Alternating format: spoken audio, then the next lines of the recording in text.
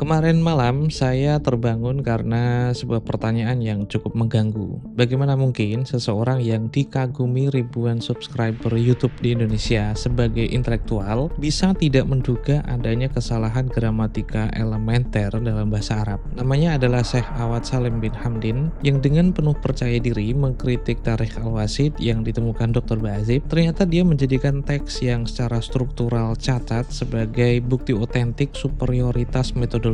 Mari kita bedah klaim utamanya, share malabas, subscribe dan follow Pamenya Ngantor sekarang. Jadi Syekh Awad itu kan berargumen bahwa Al-Janadi dan juga Al-Khazraji tidak menyebut Muhammad bin Ali sebagai murid Abu Marwan, sehingga Tarikh Ibn Hasan yang menyatakan hubungan guru murid antara keduanya dianggap Syekh Awad sebagai pasti rekayasa belakangan. Jadi ada pesan tidak langsung dari Syekh Awad bahwa older is better, later is suspicious. Dogma ini sederhana, namun bisa langsung runtuh ketika kita periksa teks Arab yang dikutipnya sendiri. Redaksi Al-Janadi dan juga Al-Khazraji yang dijadikan fondasi argumen Syekh Awad itu kan berbunyi, ketika hal itu sampai kepada sang faqih bahwa ini merupakan tasawuf, ia mengucilkannya. Bagi siapapun yang pernah belajar nahwu ataupun sorof, kalimat ini sebenarnya kan menggantung di udara. Kata hajar atau mengucilkan itu kan fi'il muta'ati yang menuntut fa'il sekaligus maf'ul yang eksplisit. Namun yang muncul hanya satu nama, yaitu Abu Marwan. Pertanyaannya kan siapa yang mengusir siapa? Al-Janadi meninggalkan pembacanya terjebak dalam ambiguitas gramatikal dan Al-Khazraji juga melakukan hal yang sama. Inilah kejutan yang menggelitik. Teks belakangan yang dicurigai Syekh Awad itu justru menyelesaikan kekacauan yang ditinggalkan teks otentiknya. Al-Ahdal yang wafat 855